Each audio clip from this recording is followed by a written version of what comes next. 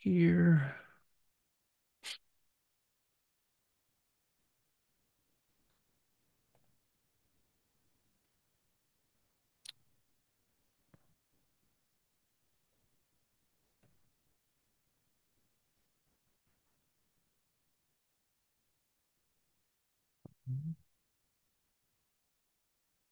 Here we go.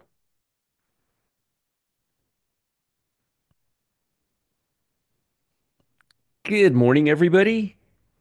Good morning, and good morning.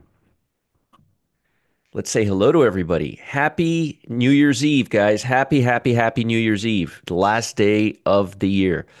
I was with you the first day of the year, and I'm with you the last day of the year. I'm always with you guys. I always have your back, guys. Always have your back. Happy upcoming New Year's, everybody. I hope everybody has a wonderful 2025. Lots of health, lots of happiness, and hopefully you'll make some moolah, right? Hopefully we'll make some moolah. All right, let me say hello to everybody. We got Omar, we got Dave, we got Jody, we got John, we got Vernon, we got Ivano, we got W. Wong, Jeff, Manuel, Dr. Serena. Good morning, my actuary. Dr. Serena, I hope soon you'll be counting 1,000 people coming into this room. Wayne, Tom, Ben. Good morning, Ben. JB, Dave, Eduardo, Robert, Glenn, Robert, Dave, Wade. We got a lot of people here today. We got Dennis, Devin, Thomas. And if I'm mispronouncing your name, I do apologize. I don't mean to do it on purpose. Thomas, Devin, Mark, Moondog is in the house. Naples, Fran is in the house. Happy New Year's to you. Cam, good morning, Cam. Rice, Samson, Timothy, Eagle Beagle, Happy New Year's. Richard, Karen, Joe, Dave, Henry, good morning, Henry. Larry, Richard, Jesse, John, Eagle Beagle, Susan, Omar, Clay, Obina. Hopefully I got your name right. But you always, for me, 007. All right. Stephen, Deanna. Good morning, Deanna. Ray, hello there. 3 hours from New York here in Perth. Wow. Ellie, hello, Ellie. Gustavo, good morning to you as well. And happy New Year's to everybody. I hope everybody has a very safe New Year's Eve. Don't go doing a lot of driving today. There's going to be a lot of drunk drivers on the road. That's why one of the reasons we always have a party inside our house. T-Buzz is coming over tonight. We're going to have a good time. Going to have a good time at my house. I'll take some pictures. Uh, Sassy Trainer, Kevin, good morning. Good morning, everybody. I imagine the room is going to be a little light today for obvious reasons. A lot of people are celebrating. The bond market is closing at 2 p.m. today, um, which means we're going to have a lot less directional bias for stocks the last couple of hours of the day.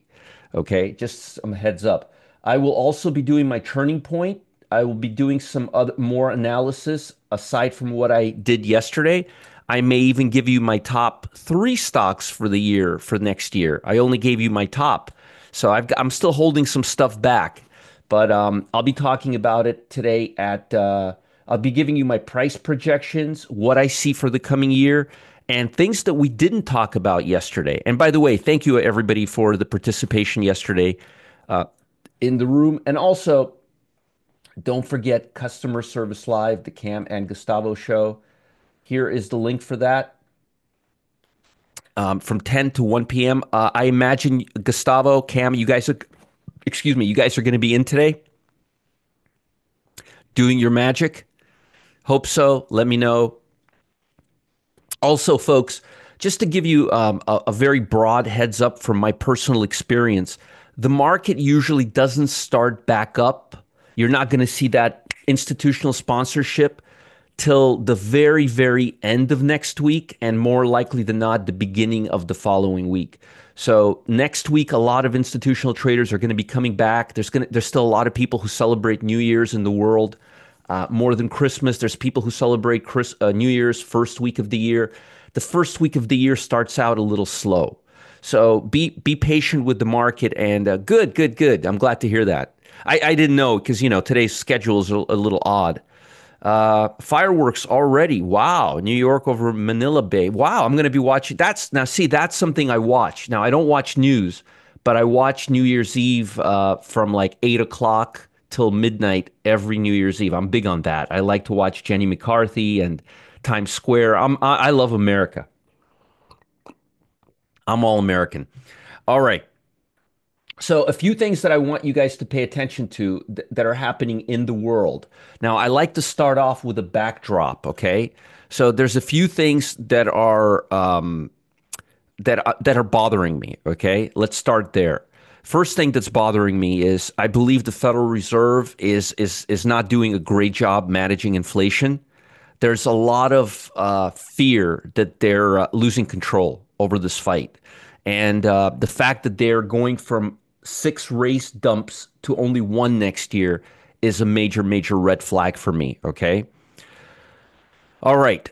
China, folks, has the largest military buildup since 1930s. That's increasing geopolitical tension going into 2025. Something you guys need to pay attention to. That's really, really important. Hey, Brian, good morning. Rakusin, good morning. Amateur nights. I only do amateur nights at home. Hey, Scampy. Hey, Keyhawk fan. How are you guys? Raj, good to see everybody. It's so good to see familiar faces on New Year's Eve. I love it. I think most of you can tell how much I love what I do. More things to talk about. Eurozone. Now, folks, please don't tell me that Trump is doing this whole tariff things as a negotiation tactics. I'm very much aware of it, okay? More than you can imagine. But that's not how the world reacts. And the Eurozone right now is very much feeling very threatened by a global trade war escalation, okay, impacting export heavy sectors. Again, I don't know if it's going to happen. I don't know if it's negotiation. I actually don't even care. I'm just letting you know that Europe is feeling it right now and it's dampening their sentiment, okay? Whether it's going to happen or not. The sentiment. Remember, sentiment is what drives price, okay? Let's see. Other things that we need to pay attention to. A lot of folks are making big, big, bold predictions end of the year for Bitcoin to go up to 200 by end of 2025. I don't know that and I don't believe that, but I do believe we're going to see some upside in crypto second half of the year. And I think technology is going to go. I think earnings are really going to be a big problem for technology the next 2 quarters. Natural gas spiked 20%. There's a abnormally cold winter alert. It's causing, and it's spurring inflation, obviously, because higher natural gas is inflationary. That's not really good. Folks, now this is some really bad stuff, okay? And this is things that for some reason they don't like to talk about on the news, on Bloomberg. But credit card defaults are now at the highest level since 2010. Okay? I'm going to repeat that again. Please hit the thumbs up button. It's New Year's Eve, guys. Credit card defaults are at the highest level since 2010. Not very good at all. Also, the top 10 S&P stocks now account for 59% of the market gain, which really amplifies fear and the concentration. 59%, 60% basically of the market upside is driven by 10 stocks. And let me give you a clue. 7 of those stocks are mega cap stocks. All right. So these are the things that are bothering me right now. All right. And these are the things that are happening in the backdrop. I like to give you a backdrop. It's very important for you to know the backdrop of what we're coming into in the morning. Okay. By the way, all of these topics that I just gave you, they're produced by an AI robot for us every morning to tell us the biggest factors that are driving the market. Don't you guys think that's pretty cool? Isn't it cool? That's the AI just did what I told you, okay? Those topics were procured by an AI machine for us. AI, folks, when it comes to research, AI is pretty good. What about the market this morning? Well, the market this morning is pretty firm across the board. Russell is not really getting up too much, but this is okay. Unfortunately, most of this is random. 40 points on the Nasdaq is random, 65 points on the Dow is nothing, and 10 points. So the bounce we're seeing so far is random. I need to see more upside for me to really feel like something is happening. And I don't feel like we're going to have a rally at the end of the year because usually, not usually, 99.9% of the times, these rally are spurred by excitement in retail sales. As you could see, the retail sales yesterday went below the 50-day moving average. So we are not getting any type of a New Year's rally or anything like that at all. Matter of fact, you could see here we're getting retail now below the 50-day moving average. So it's not happening. All right, hit the thumbs up button, guys. Hit the thumbs up button. And again, let me give you some links. Again, I'll be talking about new things today at Turning Point 2024. I'm going to give you some new stuff. I'll be talking about that at 2 p.m. today, not at 1, at 2. My class is going to be at 2. I'll be in my VIP room today at noon as usual. Hey, Infinitely, how are you? Happy New Year's. Do you remember coming and watching my shows when we had like 150, 200 people in a while back? And don't forget Customer Service Live, the Cam and Gustavo show. Let me give you that. Let me give you that link here, and then we'll begin.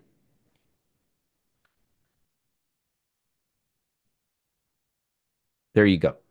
All right. So, market starting out okay. Very, very, I have no optimism at all towards this. And as far as I'm concerning, I need a lot of evidence that this is going to continue moving higher. To me, this is just randomness right here. Okay. As far as Fed data, we have the home price index today. The market is not being driven by any data. And as I said, the bond market, which is what drives the stock market, is closing today at, I believe, 2 o'clock. So after 2 o'clock, the market's just going to fizzle. Looking at the bond market is starting to rally. This is going to give the stock market some love. This is definitely going to help the stock market rally, okay? This is going to take pressure off the bond market. The problem is we're still within this range. We haven't really broken above this range. We're only hitting the 8-day EMA. We're not even above the 8-day EMA. So this to me just looks like a counter trend rally, okay? As you could see very clearly, the trend is down. The trend has been going down since September. And to me, this is just a counter trend rally. So until I see price really moving up to this area right here, where all of the magic happens, and look at all the resistance you have here, I'm not seeing anything great. And now with the Fed changing their sentiment to not being as bullish as they were, notice the Fed has not been making any comments. And the timetable now, they went from 6 lowerings to 1. And as I said, the kid may be now the kid now has to hide the bike at his friend's house because he's fearful that the father's going to pawn it because they don't have any money for their Christmas Eve dinner. You get what I'm saying here? Trying to pass Apex using finally doing well. Be trading small caps offshore. Nice, nice, nice. Infinitely, we're gonna be starting in the pit to do 0-day expiration directional index trades. So you may want to check that out. I just made that announcement yesterday, by the way. Zero DTE, 15, 20-minute trades, very punchy for options that are expiring the same day or the next day. And I'll talk about that more today. Francis, you as well. You as well. Happy New Year's to you as well. Has already officially entered New Year's. Well, Happy New Year's to you, Francis. Happy New Year's to you. All the best. Lots of health and happiness. You know, one thing I don't wish people New Year's is money. You know why? I wish them health and happiness. Because if you have health and happiness, the money will come. But if you don't have health, no amount of money is going to help you. Anyway, so I'm cautiously optimistic about the bond market. Maybe I'm getting a little too optimistic, a little too fast, but I'd like to see us go above the 8-day EMA. If you see us break down right here, and that's today's price data, it's not going to be pretty. So I'd like to see us move above this level, okay? But based on what I'm seeing, we'll probably, if I had to guess, we're probably going to move up to the election VWAP right here, to the 50-day, and then bounce back down unless there's going to be a major, major catalyst. And so far, I haven't seen any major catalysts. Joy says, "Good morning. Since you mentioned housing numbers, any comments on your post on privatizing Freddie and Manny and its impact?" Well, the impact will be the stock will go up substantially. Thanks for bringing it up, Joy. Actually, you may want to start looking at that stock for a longer term investment, not a trade, but a longer term investment. It would be very bullish for that stock. And I would. I like that stock. I'll talk more about it in the VIP room. But thanks for bringing it up. And yeah, I think if it's privatized, I think it's really really good for the company. And I know a lot of institutional level traders who were buying it as an investment yesterday. So thanks for bringing it up. And yeah. I don't know why it wasn't on my morning feed. I don't know. Good question about Rochelle. Rochelle, are you here? Hope you're okay. I haven't heard from her yesterday, but she was on her way to the doctor. She was very happy yesterday. She made 220K in trading crypto, and I'm disclosing it here because she said it was okay. She didn't have a problem with it. I wouldn't disclose something like that unless somebody said it was okay. She was looking for what to do with the money to shelter it from taxes, but I thought that was a good problem to have. Rochelle, if you're here, say hello. But usually she does. Usually she says hello. Ticker symbol. It's ticker symbol here. It's a small cap. It's thanks for bringing it up again, Sean. I do appreciate it. It's here, let me give it to you. Let me give it to you. Uh,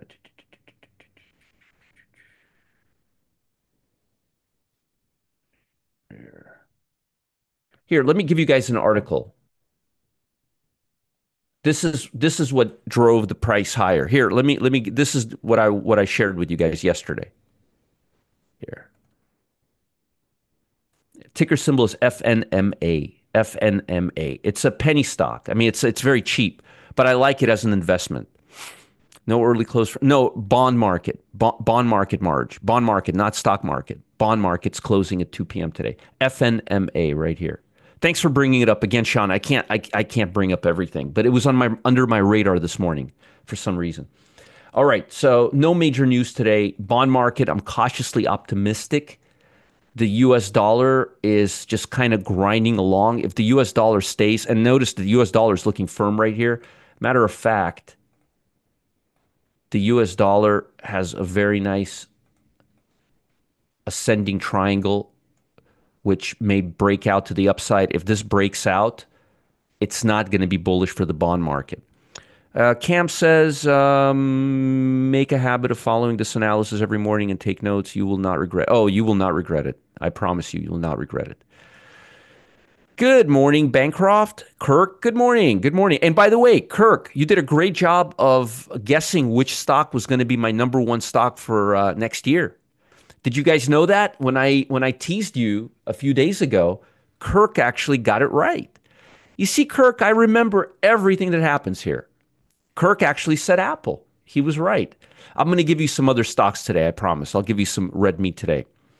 And Freddie, oh, it's. I just posted you a link. It's on this link. It's here's the ticker symbol, FNMA. Here, let me post it.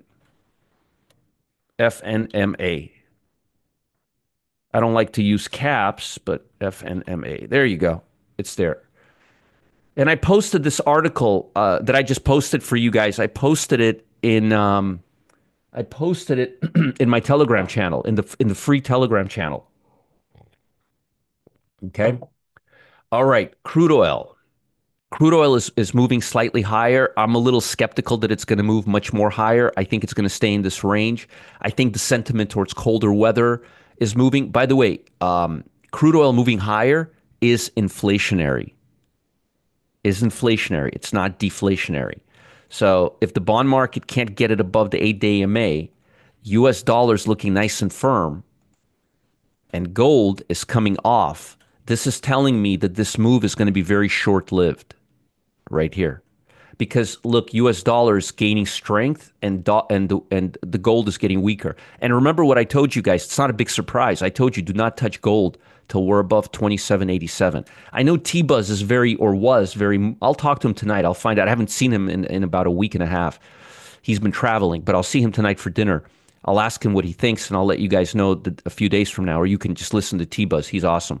T-Buzz is great. If you guys don't listen to T-Buzz, he's great. He's a little more political than I like, but that's T-Buzz. But I would like gold at 27.85 around this level right here. If gold doesn't go above this level, and by the way, if gold does go above this level, you will see. Oh, it's raining. Wow. You'll see the bond market move up to this level and you'll see US dollar drop off. And I'm not seeing that at all. So, I don't have any thoughts about I don't listen to any of that stuff, guys. Canada, look, guys, when it comes to Donald Trump, we like him. But we got to filter him. We got to filter things. We got to be reasonable, right? I don't get into all of that stuff. I mean, to me, that's just funny stuff.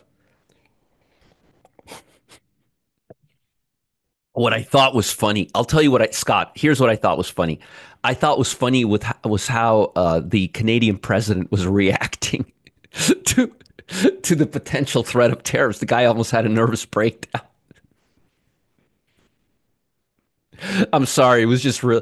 I mean, he was really Trudeau's really really scared. Okay. Anyway, I don't want to get into all of that. I'll tell you what I'm really concerned about. I'm concerned about tariffs and the not the actual impact of tariffs, the sentiment of tariffs, because we have a lot of weakness right now globally, and this just adds fuel to the fire. That's all that's all it is. Again, I don't want to get political. I ignore that kind of stuff. Canada becoming that's nonsense. All right, China. What's China doing except for building a big military? Uh, exactly. Legislation is what matters. Exactly. China's doing nothing. I mean, nothing. I mean, remember I told you, and by the way, it's making lower highs, higher, highest, lower, lower. It's making lower highs. Eventually, I think we'll just kind of drift to the 100-day moving average, and then possibly move back down. I think once we break this level right here, the 29 level, we're going to come right back down to this base. And if they stop talking about their stimulus, which hasn't come, and I don't see it coming, we are going to come right down to the base. All right. All right. Let's put everything together. We'll talk about volatility and the broad market. Okay. All right, Nasdaq is up just a hair. Let's see if they're still even up. Yeah, they're up a little bit, but again, this is random. I want to see Nasdaq up over 100 and I want to see Dow over 200 for this to be non-random, okay? Yesterday's session ended lower. Blue chips, S&P, and Nasdaq all falling to a 1 week low. Mega caps were weak. Remember what I told you, if mega caps don't have strength, what's going to cause the market? Folks, the top 10 stocks account for 60% of the S&P 500. That's scary. That's scary. This is why we focus so much on that mags. We used to not focus on it. So I'm a bit concerned on France and South Korea with the destabilization, not sure dollar impact. They're too small. Corey, they're too small.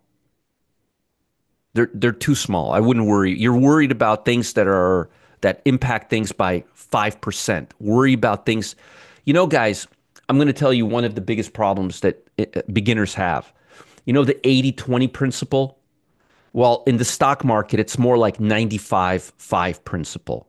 Focus on the 5% that makes all the difference and avoid the 95%, and you'll be ahead by so much.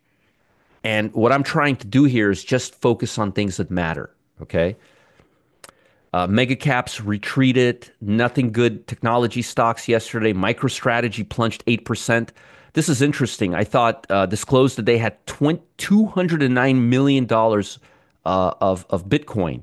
I mean, why not just become a ETF for cryptos, right? I mean, might as well. American Airlines, I like airlines right now. Maybe not so much now with crude oil going up, but yesterday airline stocks look good. I even gave you a couple of airline stocks. I was surprised last few weeks that airlines were going higher. Chicago PMI fell to a 7-month low. That's not good. November pending home sales climbed better than expected, although I'm not expecting homes to do well in 2025. We have the biggest stalemate in the real estate market since 2007, and you guys have seen what the long bond is doing. And home builders are really burnt right now, really feeling burnt right now, like really burnt.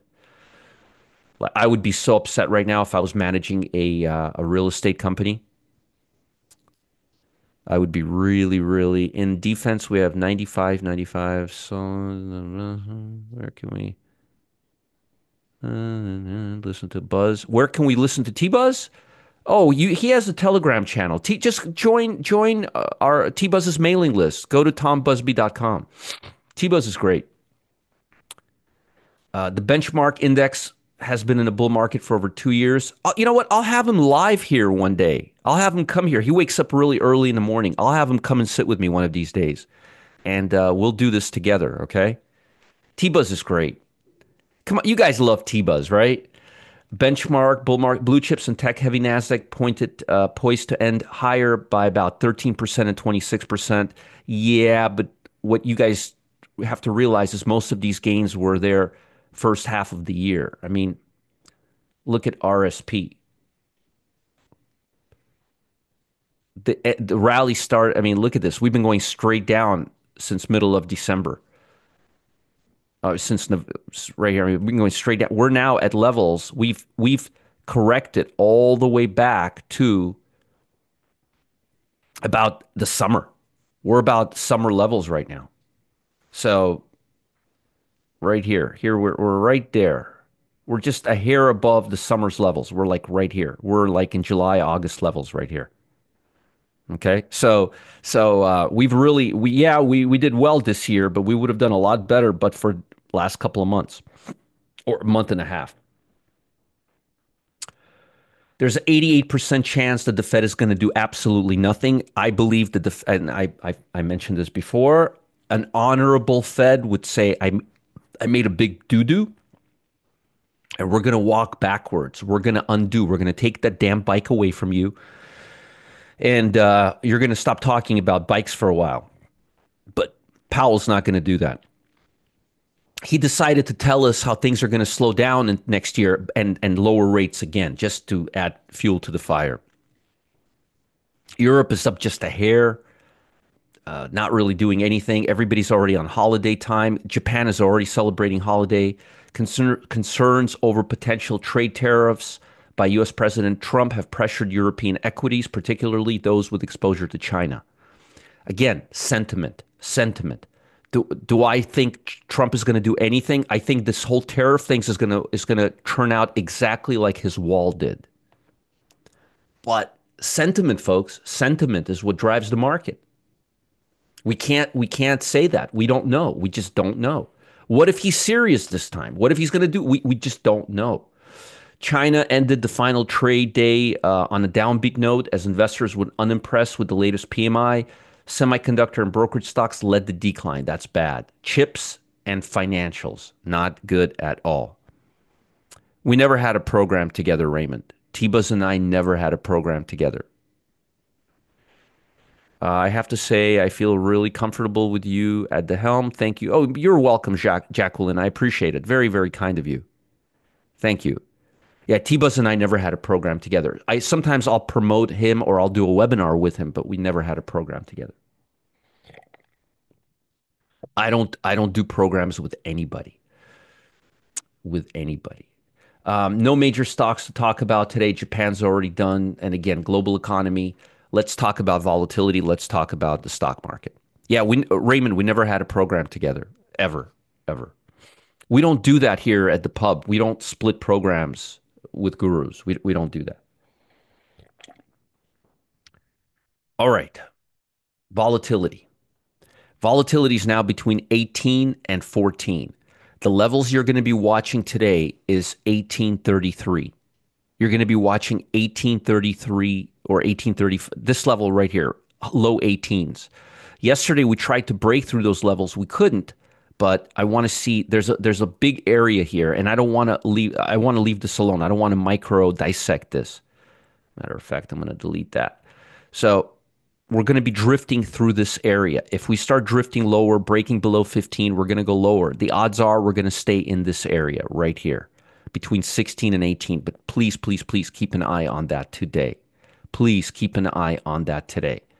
Keep an eye on the long bond today via TLT. I know a lot of you don't like to use futures. It doesn't really matter. They have a very high correlation. Whether we're going to break above or below the 8 day or 8 day EMA and we're going to come down or we're going to start skyrocketing up. And remember, they're only open till about 2 o'clock, and there's not a lot of firepower. What about equal weighted SPY? Let's take a closer look. Equal weighted SPY really had a nice bottom out right here yesterday, which I like, and it's up 0.35. Nothing will happen until this is above the 50-day moving average, 100-day moving average. And to break the 100-day moving average, it has to get above the VWAP. Basically, I want to see price action on the upper end of this range, not here, but I like how it bottomed yesterday on volume.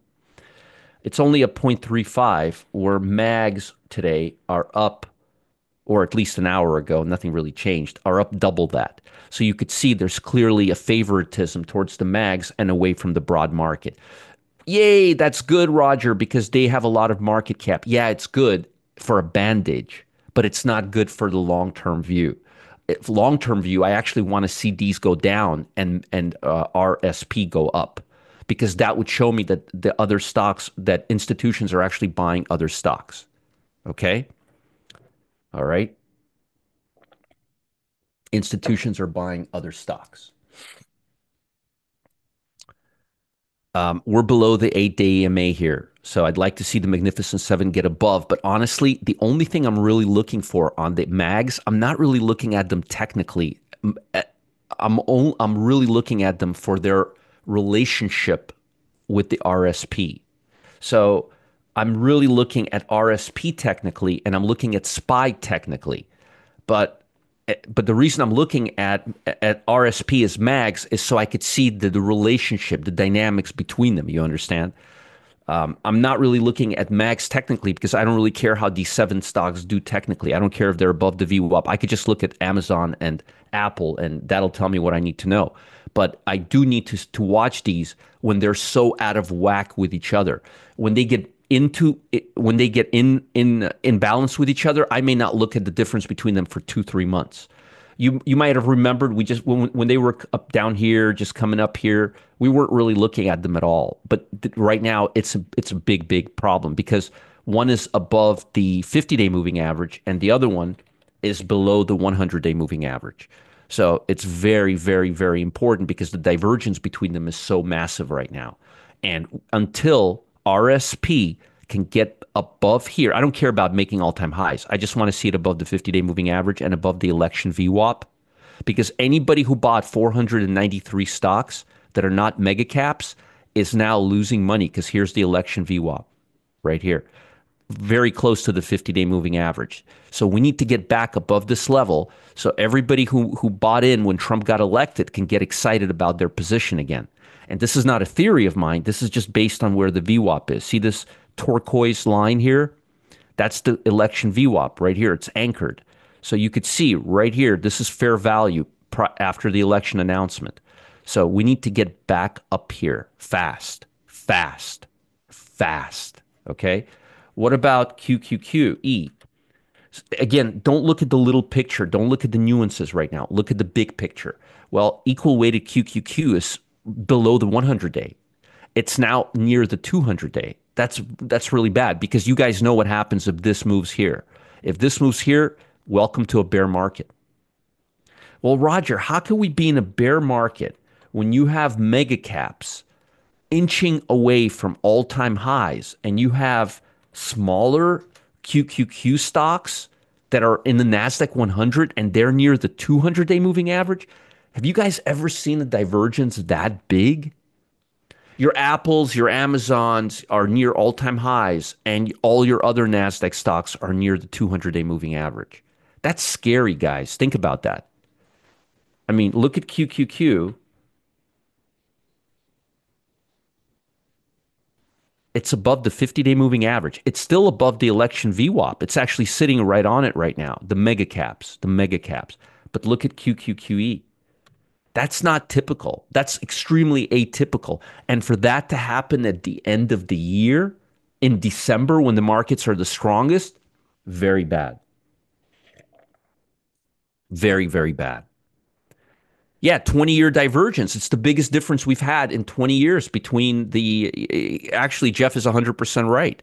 It's a 20-year divergence. Remember what I told you yesterday? 18 PE for small caps, 28 PE for SPY. It's too much. Too much. Very bad. Yes, something definitely has to give, and I'll tell you what it usually gives. The RSP already gave. It's already gave. There's not. Look, here's the problem, Eagle Beagle. When you look at these numbers, look how much red you have here. Look how much red you have everything here. Everything is red. Look at Nasdaq Composite, 30% of stocks. Look at Nasdaq 100, only 50% of stocks. Guys, if this goes to 49%, and I'm not trying to be a bear here. I'm not trying to scare you. I have absolutely zero agenda. I'm not trying to prove anything to anybody. I'm not being defensive about anything. I'm just letting you know. Look at Russell 2000, the small caps, 50%, not 50-day moving average, the 200. Now, folks, if you go to Google and you type in what happens when you have less than 50% of stocks below the 50-day moving average, Google will tell you you're in a bear market. That's just a fundamental bear. That's like economics 101, right? That's not like a theory according to Uncle Roger. That's just a fact. Lauren say, may I ask what are the 3 stocks included in the top 10 stocks? I don't know what they are, Lawrence, but I'll find out because I'm interested myself. I don't know what it is. I don't know what they are. I know 7 of them are, but I don't know what the other 3 of them are. I'll try to guess. I'll try to guess, or I'll try to get it for you. But I'm also curious. Probably probably a couple of bank stocks or something big like that. But I'll try to find out. I'm curious myself. Yeah. So look, Nasdaq 100, 50%. That's the Nasdaq 100, folks. Russell 2000, 50%. How about S&P 500, 54%? This is bad. Roger, you're just trying to scare. No, I'm not. I'm not. I'm literally showing you momentum levels. And what about the car? What about driving on all fours? Well, guess what? We're now back at the lowest level we've been to last week. 32%, 32.86, 32.05, 51.66. Folks, it's December 31st. It's December 31st. Tesla is a FANG stock, Jeff. That's one of the 7 stocks. Lawrence asked me a question after actually thinking it through. He realized that the 7 of them are the mega caps, so he asked a really good question. Good thinking. Have sell-off. AI is what drives sell-off. The AIs. Been afraid, and December 1st down market. Yeah. So again, I'm not trying to scare you. I'm not trying to get you to buy or sell anything. I have absolutely nothing to promote here except Turning Point, which I'll be telling you the same thing. So my point is, look at the 150-day moving average. This is bad. Momentum levels are not good. And if we give out on those stocks, on those 10 stocks or those 7 stocks, whichever you want it to be, AVGO probably, I'll find out. I'll find out. It's not good. It's basically momentum levels suck right now. They suck right now. Okay. All right. What about sectors? Let's look at sectors. Again, I'd love to tell you something good. 11 stocks are driving without ETFs. 11 stocks are making 90-day high. With ETFs, 13 stocks are making. Let me make it a little bigger. Are making 90-day highs. There's no momentum to the upside. And this is why I say be very careful of this random movement, because when you don't have any stocks driving upside, what's going to propel the upside? I'll find out. I'll find out what it is. Consider drop below 200 average at a late sell signal. Other sells will appear below the 200 line is violated. Yeah. That's exactly what it is, William. William, the 200-day moving average is no joke. The 200-day moving average is no joke. When you start breaking the 200-day moving average, you're talking the 200-day moving average. The 50-day moving average is synonymous with a bullish market or a neutral market. The 200-day moving average is synonymous with a bull market and a bear market. When you break the 50-day moving average, institutions will lower their volume significantly. When you break the 200-day moving average, institutions are going to stop buying. Period. Okay. And again, I'm not trying to scare anybody here. I'm not giving you my interpretation. I'm only giving you facts. Okay. So please keep an eye on the bond market today. Please keep an eye on where's my volatility? Keep an eye on volatility via the VIX, and keep an eye on the relationship between RSP and MAGs. Please keep an eye on the relationship. And if you see the market being pulled up by MAGs, it's not great because how much can those seven stocks give us? I'll find out. I also want to know the answer to that question. I'll find out. Oh, does he looked it up? AVGO, Lilly, Berkshire. Thank you. That makes a lot of sense. Yeah, that makes a lot of sense, actually. Thank you, thank you, thank you, thank you, thank you. Okay, so I don't like what I'm seeing. What about sectors? Are they fragmented right now? Are they in line? What's leading? What's lagging? Let's take a look here. Semiconductors, energy, mid caps, Russell 2000, Bitcoin. I mean, look at semiconductors and look at Bitcoin. Look where retail is and look at Russell 2000. You've got healthcare next to Russell 2000. You've got the most defensive sector and the most speculative sector next to each other. And then you have Invesco. Then you have the Dow. How about this? You've got the Dow next to technology and communication services, and that's followed by utilities. I don't think we've ever seen a more fragmented market than this year. I mean, industrial next to home builders, consumer discretionary next to utilities, basic materials next to Bitcoin, retail next to consumer staples. Really? So there's nothing. I mean, it's a bag. It's a shaken bag. And so what do we know when markets are fragmented? Momentum levels are low. Stock is up. The Dow's starting to move a little bit, but I'd like to see this at least at 150 to 200 for this not to be random. Point is, don't expect much from the market. Don't expect much from the market. Okay? Please. All right. Let me now give you stocks that I like. I'm going to give you short stocks and then I'll give you long stocks. Please be careful right now. Nice compression breakdown, right? Real nice compression breakdown.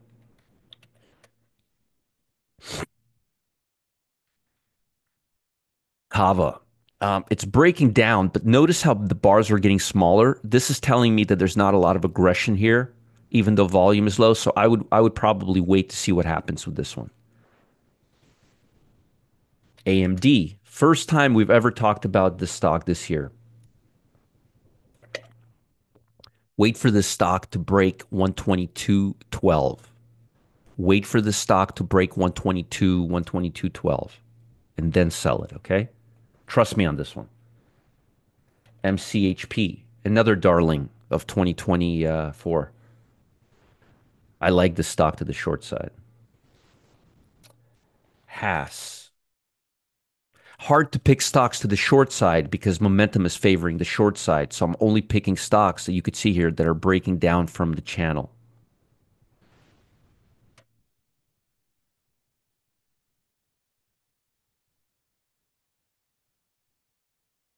Yeah. Haas, ZTS, this one, ZTS and Haas, I really like a lot. Yeah. This one and Haas really look good. Let me circle those. Haas and ZTS. Folks, I'm just doing some of my own analysis while we're here. I hope you don't mind. Let's see some more DHR. Not this one today, too strong. Would want to see it break below 227.60. Thanks, Robert. Thanks, Dr. Serena. I appreciate it. AJG, an insurance stock. Yeah, this stock is crappy right now. But these are all A lines, by the way. Johnson Johnson.